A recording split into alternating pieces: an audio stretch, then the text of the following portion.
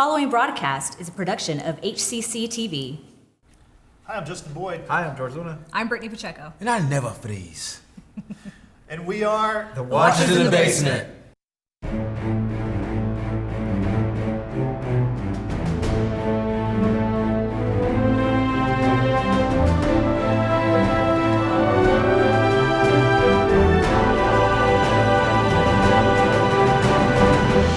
Welcome to The Watchers in the Basement. We're coming to you from the Main Street Studios here in Houston, Texas. And we're here today to talk about the Phase 3 movies of the Marvel Cinematic Universe, also known as the MCU. There are 11 films in Phase 3, so we're going to talk pretty fast and get through all of them. The 11th film actually is coming out this week. It's Spider-Man Far From Home. I'm going to see it tonight. I think Frank's going to see it tonight also. Yes, sir. So we will have a Spider-Man Far From Home report for you coming up very soon. But today, let's get to the other 10 movies that are in Phase 3. Let's start at the very top. Captain America Civil War. Yes. The movie came out May 6, 2016, and I just want to have a little interesting note off the top. This movie, a year out before this came out, another movie was supposed to come out the same day. That movie was called Batman vs. Superman. Oh. The DC folks decided to back off. Good for them. Good call, DC. Smart move. You would have got slaughtered because this movie is amazing. Yep. It's got all the people from all the other Avengers, Captain America movies. They're back in place, but it also introduces some new cast members. We've got Chadwick Boseman. He plays T'Challa, Black Panther. We have a little-known character named Spider-Man who enters the MCU. Tom Holland is the new Spider-Man. Marissa Tomei is Aunt May. Hot Aunt May. The hottest Aunt May we've ever seen. Oh my God. The bad guy in the film, his name is played by Daniel Bruhl. His name is Zemo, which I know the guy's bacon guy because he always has bacon and coffee every day at his Yep. hotel room. The movie was directed by the Russo brothers, Anthony and Joe Russo. Budget of $250 million. It made a cool $1.2 billion. So again, DC, good call with your Batman vs. Spider-Man movie or Batman vs. Superman. Job. Spider-Man. Batman vs. Spider-Man would have been amazing. But Batman vs. Superman, not a good film. So let's get to it, guys. What do you remember about Captain America Civil War, Frank?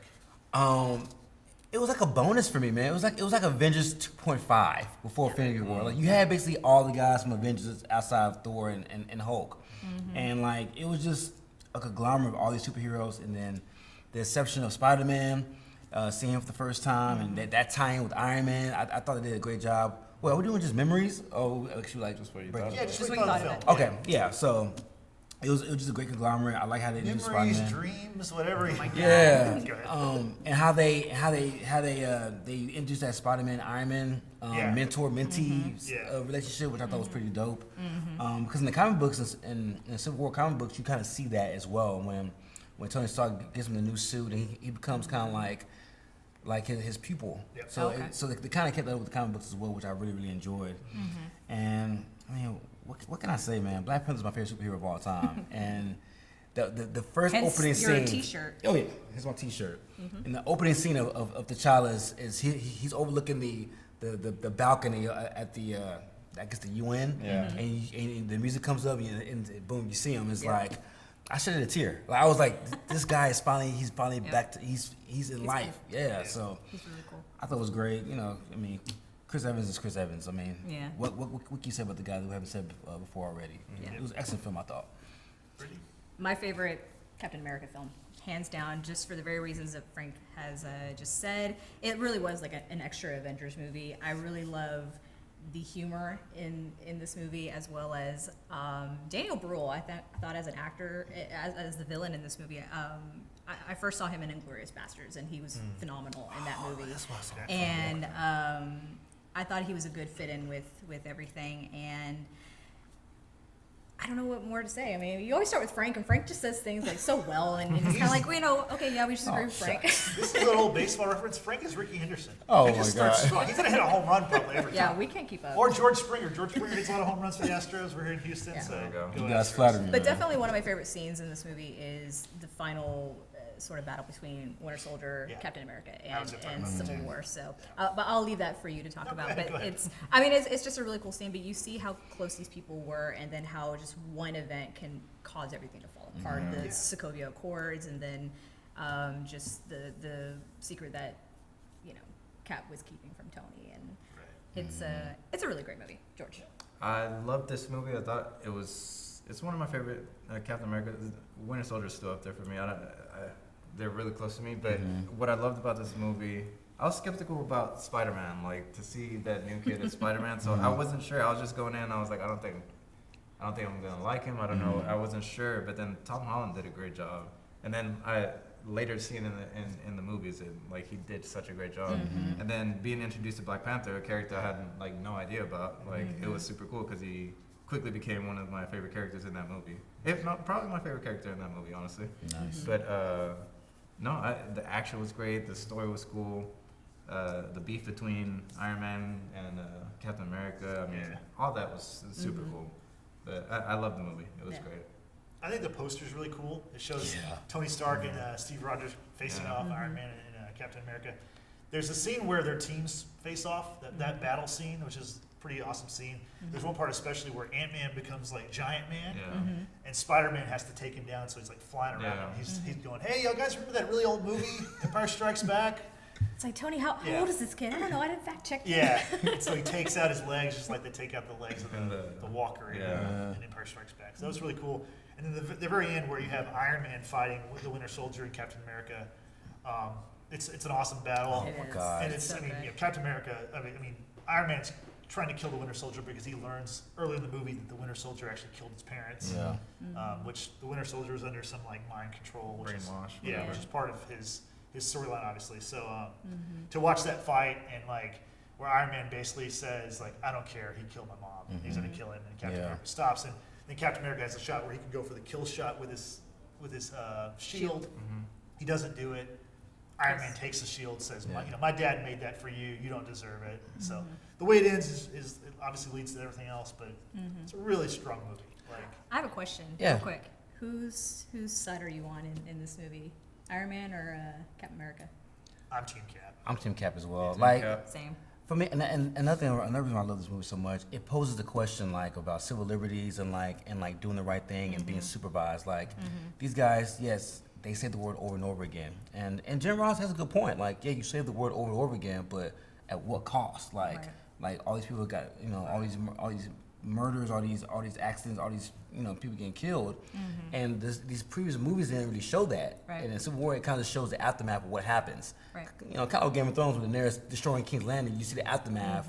Right. I'm the like, at the okay, you ground want the zero. world to end then? We're not gonna. I'll just let it go. Let everybody die. Oh my Yeah. gosh. But what I like about Cap's side is the fact that he learned from working with Shield and the government that you can't trust them because Hydra was actually running Shield and was a big part of the government. So that's why he's kind of hey, yeah, I believe in rules and everything and regulations, but they can be bad guys. Exactly. They can so we've got to be the ones in charge because we know what we can do. Right. So Yeah. okay, so the next movie we're going to go into is Doctor Strange. It came out November 4th, 2016. We're introduced to Benedict Cumberbatch. Yes. Brittany's a big fan of him. Great actor. He plays Dr. Stephen Strange. Tilda Swinton is the Ancient One. Mads Mikkelsen, who I wasn't really aware of his name until he was in Rogue One, Star Wars story. Yeah. He plays Caecilius. We have Benedict Wong, who plays Wong. Really? That always Very, cracks very me up. coincidental. That Yep. is- Yep. Benjamin Bratt has a kind of a big role in this movie. He's Jonathan Pangborn. Big but not big. No, like a It's crucial brief. role, It's but brief. yeah, he's important at the beginning, important at the end. And then Dormammu, which is the villain, which is actually voiced by Benedict Cumberbatch. Did not know that. So, So fun fact real quick is that during this time, Benedict was also doing, I believe, The Hobbit, or The Hobbit had already been done before, and he was the voice of Smaug the dragon, Yeah. and then he was also the voice of the Necromancer in The Hobbit, which if y'all haven't seen it, then you wouldn't know what I'm talking about. Never seen The Hobbit. It's pretty good. But Benedict does, a lot of times he'll be the actor in the movie, then also voice, something else. But with Mads Mikkelsen, not only was he in Rogue One, he was also in the remake of Clash of the Titans. okay. Yeah. I did not see that. Okay. So the movie was directed by Scott Derrickson, who I was not familiar with. I think he's made some horror films before he made this film. Had a budget of $165 million. It made $678 million, which is really good for a character that I wasn't really much aware of. I don't know if y'all knew much about Nope. Doctor Nope. Strange. Not really. It's a solid movie. One thing I liked about the movie is in the post-credit scene, there's a scene with Thor, basically from Ragnarok. Yes, it's a the great exact same scene. So, Frank, what do you remember about Doctor Strange? I've only seen it one time, and the time that I saw it in the theaters, I was kind of annoyed by it because I don't like when Hollywood whitewashes characters. So when the ancient one was a Celtic and not a person of Asian descent, that kind of threw me off. I mean, the ancient one's I think it's a man in the comic books, which I don't mind the gender change. Yeah, that doesn't bother me at all. But I would like to keep consistent with like the ethnicity of the characters in the movie. Makes a lot of sense. Because you never see that with like white characters. No, Like do not. you don't see a black Superman. But I'm gonna make a case for later that there should be one. But anyway, Yes. go ahead. Yes, and like with Strange, I think Benedict did a great job. I mean, he's a wonderful actor. Oh yeah. But like again with Marvel movies, I like action, like consistent action. It was a slow build up, and then with Dormammu, he was a villain that you couldn't really fight. Like he was like a demon entity. So it's like it's kind of hard to like translate it to film, having like a hand-to-hand combat type of action deal. So like I wasn't a big fan of the movie, to be honest. I'm glad it did well. I love Strange in the Avengers movies. He's awesome. Yeah, he's awesome. Like him and Tony Stark have this great rapport. But yeah, I was a big fan of Doctor Strange. I know you're a fan of this movie. I'm a huge fan of this movie. I absolutely love Benedict Cumberbatch. I mean, I'm part of his Cumber collective because I can't say the other word on here. Because I love him in Sherlock. You know, you've watched Sherlock. He's in other words, fantastic. Cumberbatch. Just think about the last. Changed Yeah. one letter. Gotcha. One letter. That's what I am.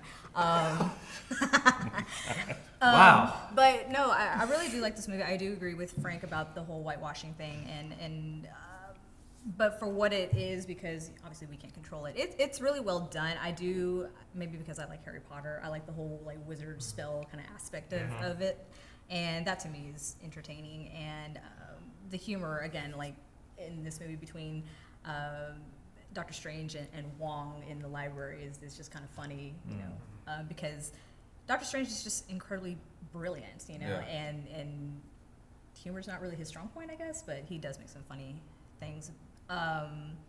He does obviously have a bigger role to play in what would later be the Infinity War and Endgame, huge role. And I do have a point to make later. I have a question to ask y'all later that will involve Doctor Strange, so just remind me about that. Okay. Gotcha. So I thought this movie was okay. I thought the character of Doctor Strange was great. Like he's super cool, super smart guy. Just knows everything pretty much. Very cocky, like in the beginning, but I guess he starts learning. Like as he had his accident, he has to build back up to like his personality or everything how he was before. Right. Really bad car wreck. Like it's a horrific kind of car wreck. That in was the movie, rough. Yeah, it was pretty bad. Yeah. But honestly, the one thing I loved about this movie is the visual effects and Yes. everything. Like when they run through all this stuff, all the fights like that. When he was fighting that what was it? Zim? Not Zima. Caecilius. Caecilius, yeah. Those scenes to me are was really amazing. It's well kind of done. like the Inception type thing. I love that, and like just all of that. That's so. I still haven't seen Inception. Yeah, well, all the fighting scenes and stuff like that, with the buildings, Okay. falling, it's something Okay, like that. okay, It's okay. pretty crazy. But that's the one thing that made me love this movie. Okay.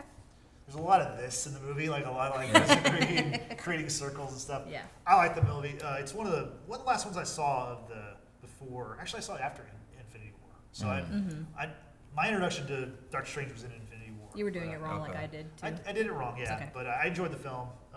It's not one of my favorites in this phase because this phase is so loaded. How But dare you? but it's a good movie. Let's go to the next movie. Okay. God. Guardians of the Galaxy Volume 2. The movie came out May 5th, 2017. It stars all the same people from the first Guardians film. You had Chris Pratt, Dave Bautista, Zoe Saldana. Rocket is Bradley Cooper. Vin Diesel. You have Vin Diesel playing Groot. In this movie, you have the addition of Kurt Russell. He plays Ego, which we learn is Chris Very Pratt, appropriate.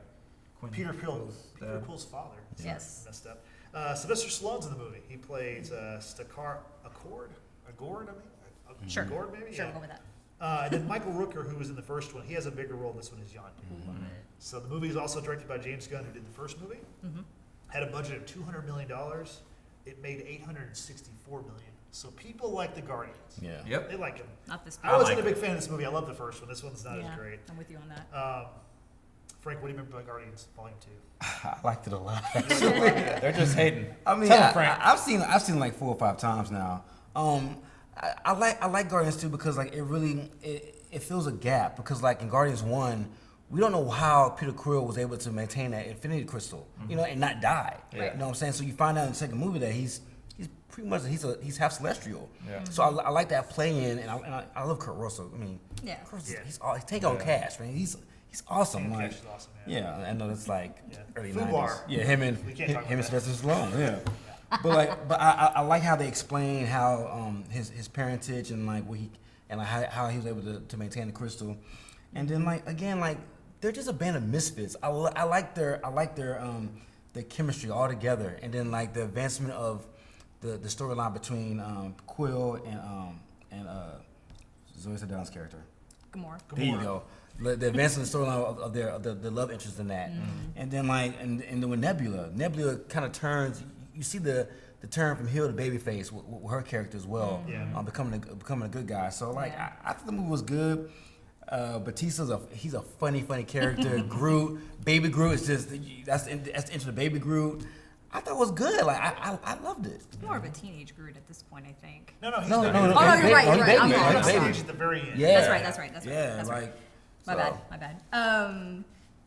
Not one of my favorites. Definitely not one of my favorites. I know we saw it in theaters, Justin, with a bunch of other people, but I could have done without it. And I do like the explanation of why Quill was able to hold onto the Infinity Stone as long as he could.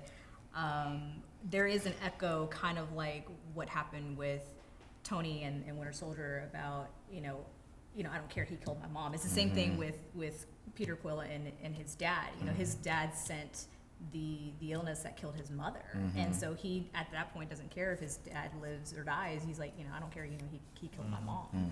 So we kind of have that echo. I do appreciate Drax, and I can't think of what her name is with the antennas. Oh, Mantis. Mantis, thank you. Yeah. I love like how he's like, you're so grotesque or whatever, and it's just like a weird like. I don't He's, know like, if they're brutally flirting. honest to her. Yeah. It's weird. I mean, for me, I think Dave Bautista saves this movie. It's action packed. It's fine. It's not one of my favorites. No, I love this movie. I love Guardians of the Galaxy. You're a Guardians. Yeah. Guardians was like in my top one and Yeah. number one, so it was. I love it. They're just being haters, so it's all good. I don't hate the movie. I just I don't like. like the movie. Brittany's being a hater. Yeah. so That's fine. I don't it's- like the movie. No, it's a great movie. It's funny. I got all the questions answered. What we had in the back, I wanted to know more because I love the movie so much. So I have no complaints about the movie. I think this movie is enhanced. Like after we see what happens in Infinity War and Endgame, I think learning things from things that we learned in that movie kind of pay off later on. Because when I saw the movie the first time, and I told a lot of people this, I thought that Guardians 2 felt like if it was like Guardians Volume 5. Like it didn't feel like a strong follow-up to the I first. agree. The first one was awesome. I felt I like the agree. second one wasn't strong enough. It felt like it was Yeah. like one that was going to be made like 10 years later and be the fifth, like, hey, we're on our last legs kind of storyline. It wasn't that strong to me. But now, like, a few years later, it makes more sense. So overall, I liked it okay. But again, Phase 3 is loaded, and we're getting to a really good one right now. I will say real quick before we Sure. move on, Yondu. He's like, Oh, yeah. Ego might have been your father, but he wasn't your daddy. And I'm Mary Poppins, y'all. I mean, that's just like a great He's line. another funny character, He man. really Like is. he's just like Yeah. he his one liners make the movie. Him They're and so Batista, funny. man. And the music's great once again, too. Yeah. So it it's There's some. you can't go wrong with Guardians. Yeah. Yes, there's many things you can go wrong, but let's move on to another movie. Yeah, the next movie, Spider-Man: Homecoming. Release date July 7, 2017. It stars Tom Holland, who made his debut as Spider-Man in Civil War. He's back as Spider-Man once again. You have Michael Keaton playing Adrian Toomes / the Vulture. He's the bad guy. So 89 Batman is the bad guy. So that's great casting by Marvel. You've got Robert Downey. Robert Downey Jr. plays a big role in the movie. John Favreau's in the movie. Gwyneth Paltrow. Basically, the whole Iron Man team is a part of this movie because it's basically they're mentoring Spider-Man. Marissa Tomei's back as Aunt May. Zendaya is Michelle, who we learned Zendaya. Yeah, man. She's Yeah, back boy. as Michelle / MJ. We learned later on. She's grown up. She's Yeah. grown up. Man. She's We got to get through this. sorry. Stop it. Sorry. One of the better performances in the movie, I think, is from Ned, who's played by Jacob Batalon. He plays Peter Parker's friend. He's a lot of great moments in the movie. Yeah, he's Oh, pretty yeah, funny. okay. Yeah, he learns of Peter's secret pretty quickly. Yeah, he does. And then somebody else in the movie that I want to mention is Donald Glover. He plays Aaron Davis, who's kind of like a felon in the movie who gets caught by Spider-Man. And it's interesting because he was originally going to be cast as Miles Morales, which is the new Spider-Man. And who knows, he may be down the future in a live-action movie. But as we know, Spider-Verse is about Miles Morales, and he didn't voice him. Interesting. Well, he Hasn't been voiced him casted. in a Disney show. Oh, he did? Okay. Yeah, he did. Okay. So there's a connection between Donald Glover and Spider-Man. The movie is directed by John Watts. It had a budget of $175 million. It made $880 million. So pretty big gross there at the box office. Frank, what do you think about Spider-Man: Homecoming?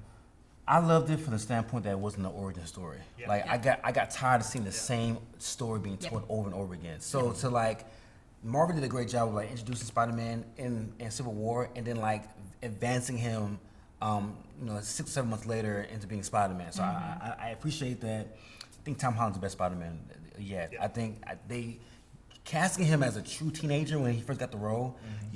We get a chance to see him grow up now. He looks so young. He looks so young. He looks like a kid. He looks like he's 15 or 16. Yeah, he's not 28 playing an 18-year-old. Like he's Right. he was a I true thought he teenager. was. No, he's like I think he's like 21 or he's 22 22 right now. now. Yeah, he's a baby. Okay. So He's a baby.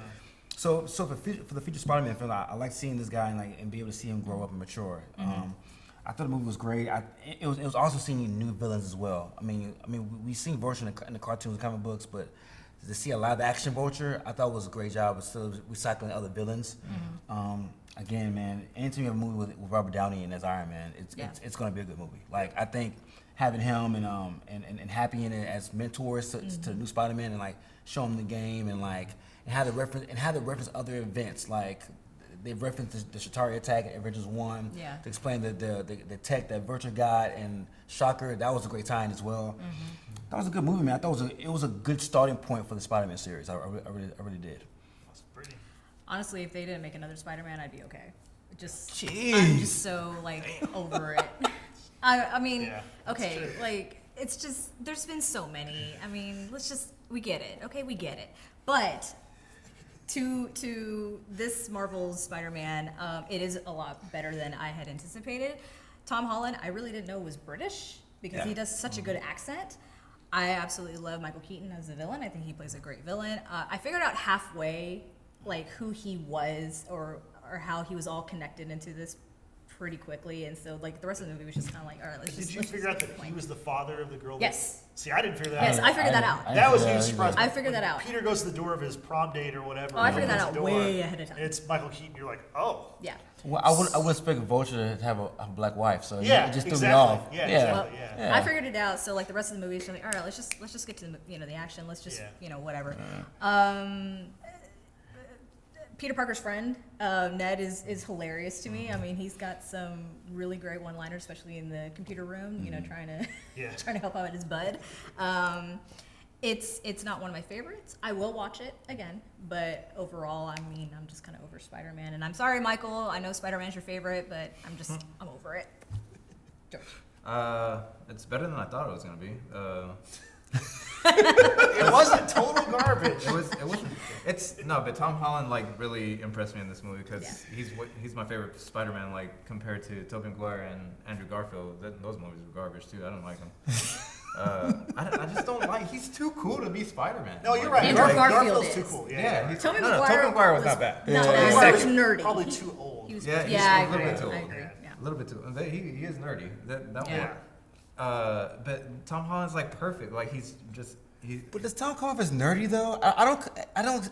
I mean, young. Maybe not At least nerdy, young. smart. Not Like, smart, he's but young. But he's still he awkward fits the character. teenager He's kinda, geeky. sorta. He actually looks like a teenager. Yeah. None of those other Okay. ones did it all. So it Yeah, just fit. that's true. I think it was a perfect fit because Tom got mad swag, bro. Tom pulled Vulture's daughter, who was hot. He's about to pull Zendaya, who was hot. I don't see this geeky.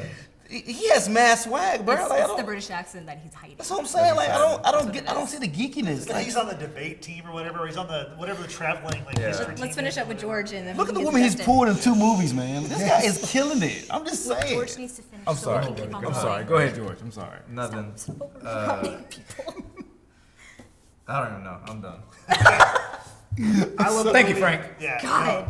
I love Spider-Man: Homecoming. I think Michael Keaton's a great villain. Unless it's your turn. I was very surprised when he answered the door Yeah. as the father of his prom date. So yeah, Yeah. great movie. Next movie, now this one is one of my favorites. Thor Ragnarok. Release date November 3rd, 2017. It includes, of course, Chris Hemsworth is back as Thor. Everyone else is back. Loki is Tom Hiddleston. Yep. But additions to the cast are Kate Blanchett as Hela. We have Jeff Goldblum as the Grand Master. Tessa Thompson, who I love, as Valkyrie. Carl Urban, I think he was actually in one of the other movies, but he's Scourge. The movie includes other superheroes like Doctor Strange and the Hulk, of course. It's directed by Taika Waititi, I think is how you say his name. He's also the voice of Korg, who's a great That's so funny. new Dave, old Dave. I love all that stuff. Oh It's so funny. Had a budget of 180 million. It made 854 million. This movie should have made $1 billion. I don't know how it didn't. And it's my fault because I didn't go see it in the theaters. I should have. I didn't Darn either. it, Justin. Ragnarok 2, I'm there for you. I'm there for you. Ragnarok 2. So, and then I want to talk about the post-credit scene real quick. There's a great scene at the end where Thor and Loki are kind of talking about, because they're on the ship and they're with the Asgardians because Asgard is destroyed, spoiler alert, in the movie. And they're chatting, and they're like, hey, we're going to go to Earth or whatever. And then they see this huge ship that kind of overtakes them, which foreshadows to Infinity War. Yep. Thanos. And that's where Infinity War picks up. Right. But let's talk about Ragnarok. Frank, what do you got? 1 minute, go. It was. It's my favorite Thor. It's my favorite Thor movie of all Yeah. time. It's my favorite Chris Hemsworth movie of all time. Chris Hemsworth just finds a way to impress me even more. Like he comes off as this, and he's a hunk or whatever. He's like this. Yes, he is. He's this physical being, but like the comedic bone this guy has, the comedic timing this guy. hilarious. He's so funny. ridiculous. Like he's ridiculously funny. so Like funny. one of my favorite scenes from the movie is when Hulk turns back to Bruce Banner. He's like, man, dude, I need the Hulk. He's like, no, I'm Banner. You need me, but he's like, does he do I though? Like he kind of like that meme that Yeah, we like, all it's didn't know just- we needed, but we did. yeah, he's He just plays it both ways. He's like, I like the Hulk better. Or he's like, I like Banner better. I've always liked Yeah, Banner better. yeah. You know, like he plays it Yeah. whenever the Hulk is one way, he plays it the other way. Yeah. And I think the difference is with Titi. Like the script that he wrote, and like reading like the articles about it, a lot of that was just improv. It was on Yeah. improv. Like it wasn't. About 80% of the It script was was total scripted. improv. Yeah, so it was genius. Jeff Goldblum playing the Grandmaster. Hilarious. He was hilarious too. It was great. It was a lot of sadness in the movie, but you forget the sadness of like Odin dying Yeah. Yeah. and half of Asgard dying. Like you forget all about it because the Right. movie is just so funny. It is. Yeah. Go ahead. I'm sorry. I think that was more than a minute. No, I think with Loki and Thor, they're looking for Odin, and Loki left Odin at this, retirement home, Right. and it's completely destroyed. And it's like, well, I left him here, It's like here on the sidewalk. People are coming up to Thor Yeah. wanting to take selfies. He's like a big shot now. He's like, oh, hey. When they meet Doctor Strange, and this is probably one of my favorite scenes, not because of Doctor Strange, but Loki disappears due to Doctor Strange, and when Doctor Strange brings him back, Loki falls on the ground. He goes, "I've been falling for 30 minutes." It's literally one of my favorite lines in there. The humor in this movie is just great. I absolutely love Tessa Thompson as Valkyrie. I think she's a total She kills it. Yeah. bad A, and I love Kate Blanchett as the villain. I think she's great as the villain. The way she just like crushes the Mo- hammer. Mew Mew, yeah, exactly. And what more needs to be said? Although I will say the trippy part when Thor is on that planet, the junk planet, and you start hearing the Willy Wonka "Come with me," and I mean, I literally was like, "Oh my god, are we like going? Like, are we doing drugs or something? Like, this is weird. This is super weird." But A lot of colors and a stuff. lot of Yeah. colors, Yeah. weird music. But that's it. I mean, George, I think you. That's the best Thor movie. That far. By far, the best Thor movie. Honestly, my favorite part of this movie is Korg, man. He's the funniest He's so character. funny. When he's hanging out with Thor in the pits, he's just such a cool character. And I did not know that was the director of the movie. Yeah. I didn't know that either. That's so Not that's so until cool. right now. So props to him. But I thought the villain was super cool. Like, she was just so awesome, man. Like, She was just real. super overpowered, like and super strong. I She crushed did the not hammer. expect that at all. Yeah. Well, the goddess of death. I That- mean, like, yeah. why not? That So- turned me on when she crushed the hammer. Oh I my was like, god, Justin, what did you because think I of this love movie? power. I love power. We talked about this. You can't talk anymore. All right. This is the funniest Marvel movie, and that's saying something. It's hilarious. My favorite part of the movie is when they're in the arena. So Thor has to fight the champion. And we don't know who the champion is. It's revealed to be the Hulk. And Thor's like, oh, yes. He's like, that's my friend from work or whatever. And then Loki's like, I have to get off this planet. Because last time that Loki saw the Hulk, he was being Thrown around. Submitted. So honestly, we could do a whole podcast about this movie. We probably should, but we got to move on. But it's an amazing movie. I love Ragnarok. Love Ragnarok. The next movie is a big one. It's Frank's one of Frank's. You favorites. still can only talk 1 minute. Yeah, 1 minute. Actually, you can have my minute too, because you need 2 minutes. Here we Okay. go. God. All right. The movie Black Panther came out February 16, 2018. The cast is Chadwick Boseman as T'Challa / Black Panther again. The villain in the movie, is amazing. Michael B. Jordan, he's Eric Killmonger. We have Lupita Nyong'o playing Nakia. We have Danae Garea playing Okoye. She's awesome. There's several. It's a loaded cast. You have Angela Bassett in it. You have, Fantastic. Martin Freeman. Martin Freeman's in it. You have the guy that plays Claw. Loaded cast. Andy Serkis. Forrest Forrest Whitaker. Whitaker, A ton. Yeah. Directed by Ryan Coogler, who with Michael B. Jordan made the first Creed movie, which was also a big hit. And that Fruitvale Station movie, right? Fruitvale Station as well. Yeah. Ryan Coogler he's an up and coming director. He's only Nice. like 30 something, like Yeah. early 30s. Whoa! Yeah. I did not know that this made this much in the box office. Oh yeah. Yeah. So a budget of 200 million, it made 1.3 billion. Man. Half of that was from Frank. Yeah. I think You saw it like what, 8 10 times? I saw it 9 times in theaters. Oh my God. Yeah. So. So Frank, take it away. Talk about Black Panther. 2 minutes. So to be on a serious note, like being a black kid from the urban community, man, I never had the opportunity to watch a black superhero live on TV or live on the small screen or big screen. Yep. So this was history for me, for my family, for kids, for my neighborhood. Like I went home to Arlington and took like 30 kids from the urban center to go see it because I needed people I needed little black girls and black boys to see what a hero looks like in their reflection. Yeah. It really was a cultural phenomenon. It was. Oh Like my it God. was Oh, yeah. so It's huge. huge. Like it was like the news stories about this movie were like incredible. And it was Oh, also yeah. during Black History Month. too, Yeah, so and like that's people were perfect. dressing up with dashikis. I bought a dashiki, and we all went as a crew to go see the movie. Like it was so incredibly well made, from the music to the cinematography, how it kind of looked, and like watching these movies, it made me feel empowered. Like I get so tired of watching like slave movies and civil rights movies. It's just of black people being oppressed and marginalized. So seeing a black person from the standpoint of a regal standpoint, kings and queens, and how the imperial guard is all women, like not damsel in distress, strong. The best fighter in Wakanda is a woman. Like that's awesome. Like it was just black empowerment, and like the script was great. The villain wasn't just a normal. It wasn't just a evil villain. Like he was a villain. He was an antagonist, but he had He had a reason. He had a reason, like based on his situation, his upbringing. You know what I'm saying? So it had political play in it. It had so many different parts to it that as black people we don't really talk about in mainstream media. So it brought up a lot of issues. And I mean, from the action to Chadwick, I love the whole movie. It was great. Yep. Brittany. You always start off with Frank. I mean, he really summarizes everything. No, but I mean, for everything that he just said, of course, I love that it was predominantly an all-black cast, with the exception of Andy Serkis and Martin Freeman. Yep. Funny enough, both were in The Hobbit. I just like to throw that in there. I love how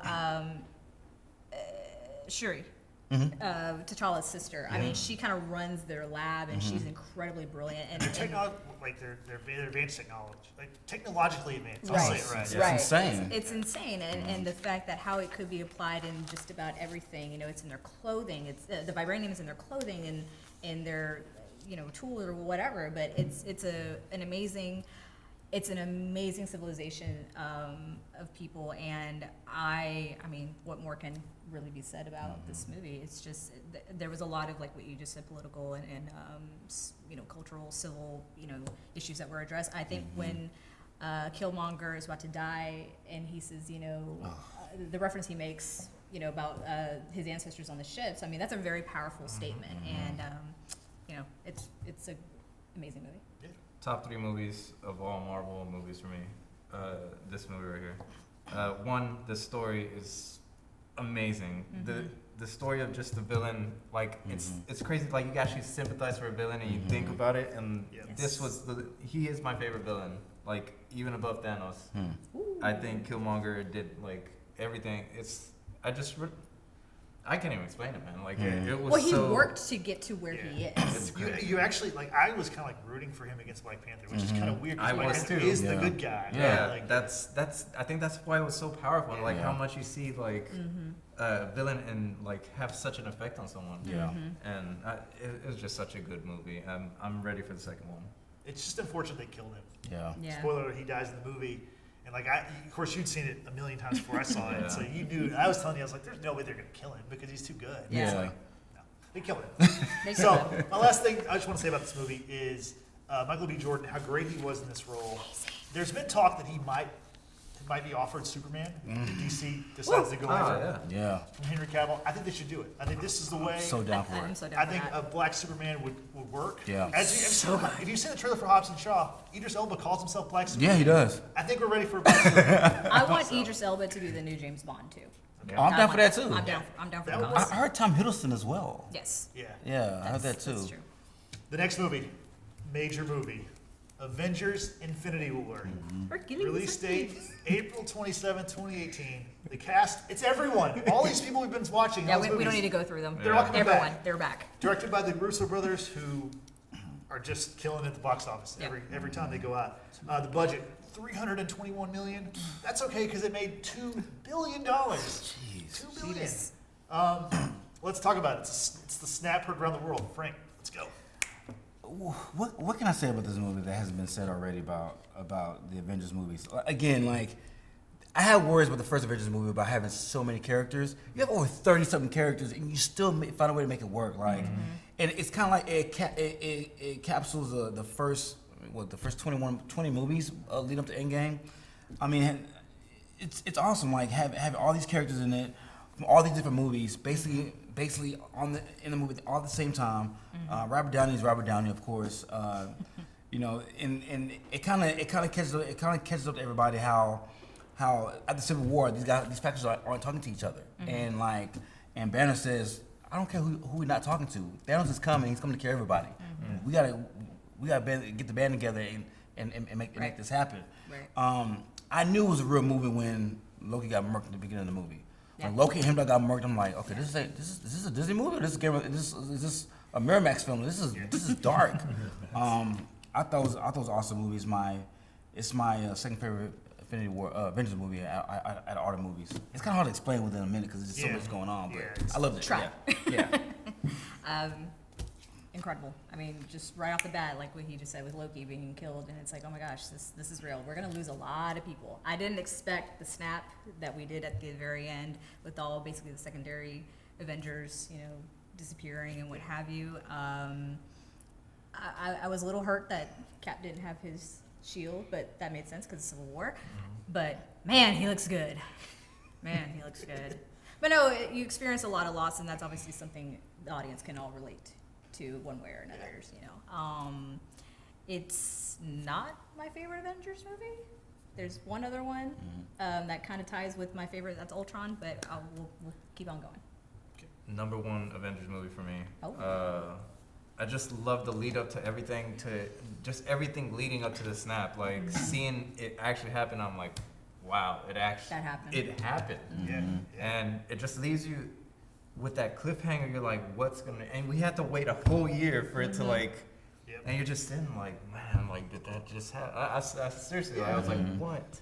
Yep. So honestly, it was such a great movie. I know we can't go into detail about like every single little thing, but Right. just seeing all the characters come together and try and fight and beat Thanos, and they're not successful, Yeah. but It's shocking, just like when the snap happens to see like. it's crazy to see the bad guy win. Yeah. Like it's Exactly. crazy to see the bad guy win. So This is the Empire Strikes Back of the MCU. It Yeah. really is. Because you and I saw it after they had seen it. Yeah. And I remember Frank sitting behind us in the theater, and he's kind of like giggling at your Yeah, 'cause we were shocked. your reaction and I my was reaction. stunned, yeah. We're like, oh no, Yeah. It's like you just introduce Yep. Black Panther, That's you just just cruel. bring Spider-Man over from Sony, and then you kill him. Yeah. Potentially, in theory. Yeah.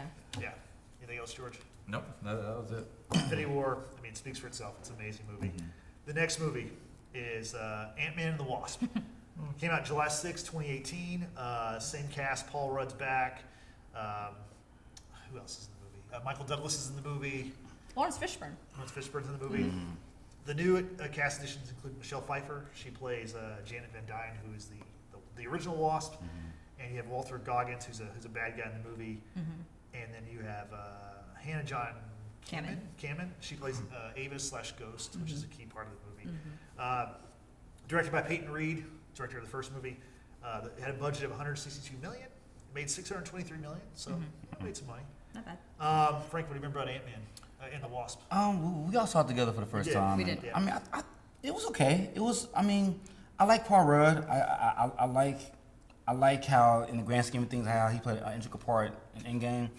I'm just not really. I don't really care about the Ant-Man story. Like it doesn't. To me, it doesn't really play a huge role outside the quantum realm storyline into the grand scheme of the Marvel Cinematic Universe. His daughter stole my heart. I was like, I had a baby fever for about 2 hours before the movie ended. Like she was just, she was just adorable. You're the best grandma ever. Right, and like I thought the action was cool. Paul Rudd when it comes to one-liners, he's up there. Yeah. It's hard for me to care about the Ant-Man character as a whole. Right. Because it doesn't really have much bearing to the actual story of everything. But I mean, I'll watch it again. I haven't, but I would. So 2 things I'll say, then we can move on to George. The Luis, of course. Yep. Luis being Luis, and their kind of grand scheme of trying to win at the very end of this whole thing.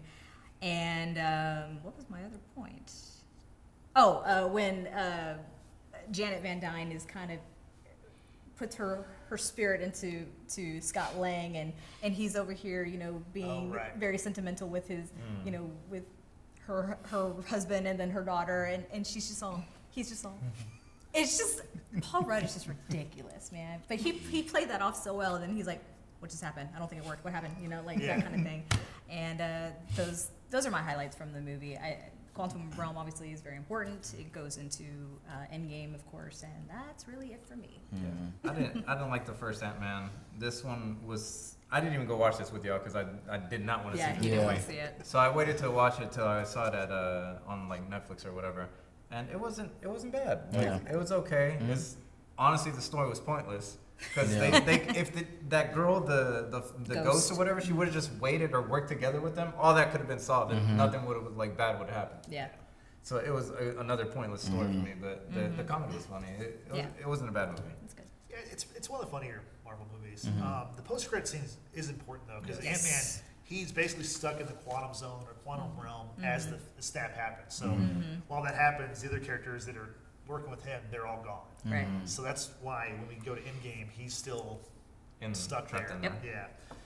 The next movie, Captain Marvel, release date March 8th, 2019. It stars Brie Larson as Carol Danvers /Veers /Captain Marvel. Could she have some more names, please? Probably. Ben Mendelsohn as Talos /Keller. You have Jude Law playing Jan Rogue. I don't know. I can't pronounce these names. Annette Bening she's the Supreme Intelligence. Dr. Wendy Lawson. Lee Pace is back as Ronan. Oh yeah. It's directed by Anna Boden and Ryan Fleck. It's a 90s-based movie. It's your favorite one, right, Justin? Oh yeah, it's number one for me for sure. Budget of $153 million.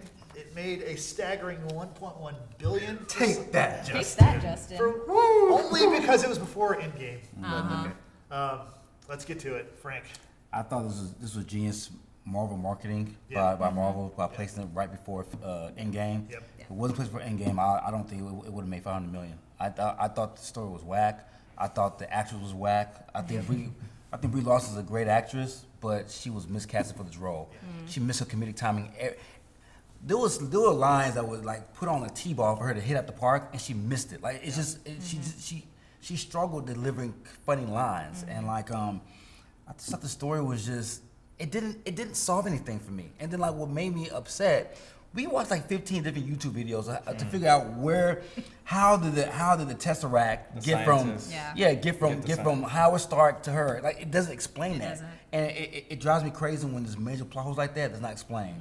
So it just from the middle of the movie on, I was just annoyed. I was waiting for it to end. I just don't. And then like even in Endgame, like I don't know, like Captain Marvel, she's the superpowered human, but like she was in Endgame for like 2 minutes. So like from between Endgame and Captain Marvel, I was just disappointed with her Yeah. altogether. Yeah, it kind of seemed like when Nick Fury at the end of Infinity War was trying to contact Captain Marvel, like this was going to be a huge, like, oh my gosh, we're all going to be saved kind of bit. She did bring back Tony Stark in Endgame, which is fine. But in Captain Marvel in this movie, I'm okay with it. I thought it was entertaining. It's not up there for me, first and foremost. I do appreciate that we learned how Nick Fury's eye got all messed up, and it was by a cat. Okay. Cat that later hawks up the Tesseract, which I thought was weird, because like what you had said, you know, how did it get from point A to point B? Maybe it's the whole time, time branches, but I don't know. It's I appreciated the '90s look and the music, because that's like my childhood right there. That's pretty much all there is for me. This movie's meh. It's okay. It wasn't. I don't know. It was okay. Like I didn't have a problem with Brie Larson like as the role of. I don't know who Captain Marvel was. I never had a background or anything. So to me, it's just a new character. She did all right. I thought she was very overpowered. Crazy overpowered. Yeah. Like she wipes out Ronan and like makes him retreat. Like nothing. So I just thought that was ridiculous, by the way, and it was okay. Yeah. This is my least favorite Marvel movie. It's just, Really? yeah. Sorry. It's my least favorite one. I know it's a shocker. I could So- say something, but I'm not going to. So let's talk about the post-credit scene. It shows the remaining Avengers after Infinity War, and they're kind of assessing who they lost or what's happening. And then they're trying to find a way to contact Tony Stark, who's out in space, lost in space. And Captain Marvel appears, and she asks, "Where's Fury?" And so she learns that Fury was a part of the snap, I'm guessing. Right. And that leads to her in Endgame going and finding Tony. Right. But it doesn't make sense because the post-credit scene says she walks up and she surprises all the Avengers, so they had no idea she's even there. They didn't know who she was. Yeah, where's Fury? But in the Endgame Oh, movie, you're right. she lands the ship with Tony's on and Nebula's on, and they all meet her outside. You're right. So it's like, what's up with that? Like, Well, did she meet with the Avengers first before she went out to space? no, they didn't know who she was. No, I know that, but like what I'm saying is when she brought them back, they already knew who she was. No, they didn't. What I'm saying is maybe okay. I don't No. think they knew who she was. No, they didn't know who she was. He's right, though. I don't. Yeah, Yeah. When she brings Tony back from outer space to Earth, Yeah. that's the first time they met. They Okay. didn't meet prior to that. Okay. Yeah, because I interpreted that differently, but that's fine. So they met in the post-credit scene though. so, So- Wait, yeah, so- they met there. Yeah. Yeah, She's the So who met her? The So- Avengers. Captain America, Black Widow, and Rhodey. Rhodey, yeah. Yeah. In the post-credit scene. In the post-credit scene In of the actual Captain Endgame- America. No, I know. Yeah. I know, but so I think in Endgame, the only person that was like surprised, she's like, I like her, was Thor. Everybody else seemed to know that Yeah. that was her. Yeah. Okay. Maybe we're just Yeah, missing. I think I it's, don't know. That's it's what just I'm the newer saying. people that didn't But- know. Listen, hear me out. What I'm saying is that the end scene for Captain Marvel stands. Okay, that's the first time they're meeting her, right? Yeah. But then afterwards, she learns of what's happened with Fury and then how they're trying to locate Tony. That's why she goes out to space to go get Tony, brings him back, Right. and then they all run out to meet her because by this point they already know who she is. They know that her mission was to go and get him and Just bring no him one- back. Not all the people were there. That's why some Yeah. people were surprised. That Like, makes who are you? sense, but Marvel has screwed us up before with Thor. No, I'm saying it makes sense, but Marvel has screwed us up before with Thor because remember in Thor 1, Loki meets the scientist. Yeah. But in Avengers 1, Yeah, it was, I know. yeah, they screwed that up. Yeah. So that's why I'm kind of skeptical about Yeah. that. But then this one, like, I thought about it and it made sense because the only person that said something was like Thor. Thor. Yeah. He tried to intimidate her, and he's like, Yeah. "No, I like her." So. Okay.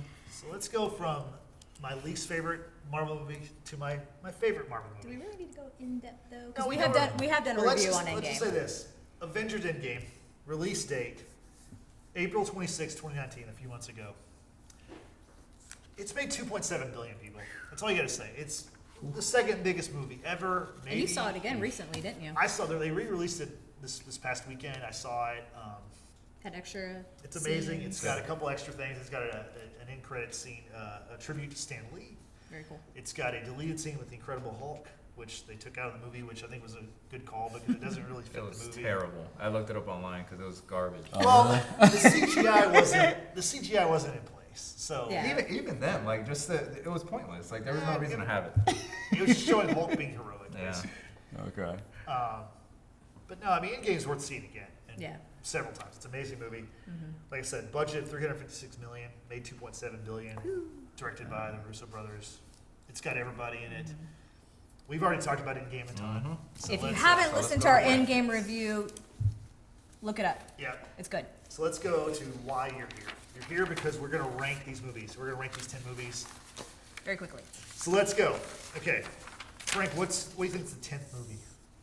What's your 10th movie? Yeah, Captain Marvel. Captain Marvel. I, Brittany. I don't want to rank it at all, Yeah. but yeah, Captain Marvel. Brittany. Shade. Guardians Volume 2. Ooh, I'm not mean. I'm realistic. no, Captain Marvel, garbage movie.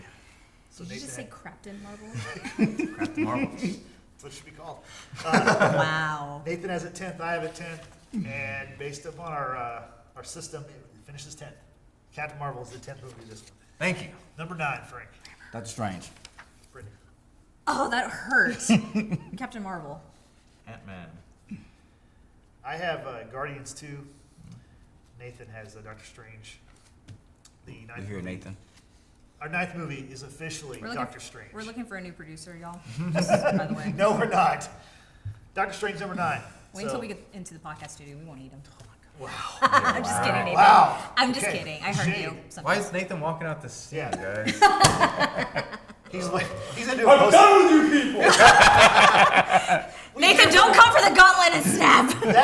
That could have been a post-credit scene, people. Like, Yeah. okay, Frank, number 8. Ant-Man and Wasp. Brittany, Spider-Man Homecoming. George. Doctor Strange. Nathan had Guardians of the Galaxy 2. I had Doctor Strange also. The 8th movie on our list is officially Guardians of the Galaxy Volume 2. Frank, number 7. Guardians. Ant-Man and Wasp. Wasp. Spider-Man. Nathan has Ant-Man and the Wasp. I have the same thing.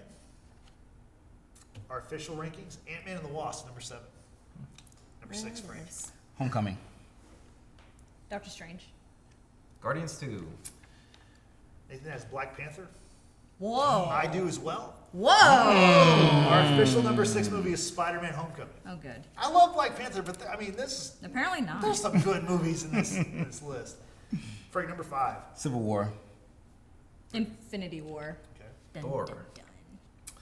Nathan has Spider-Man Homecoming. I have Homecoming also. Number 5 is...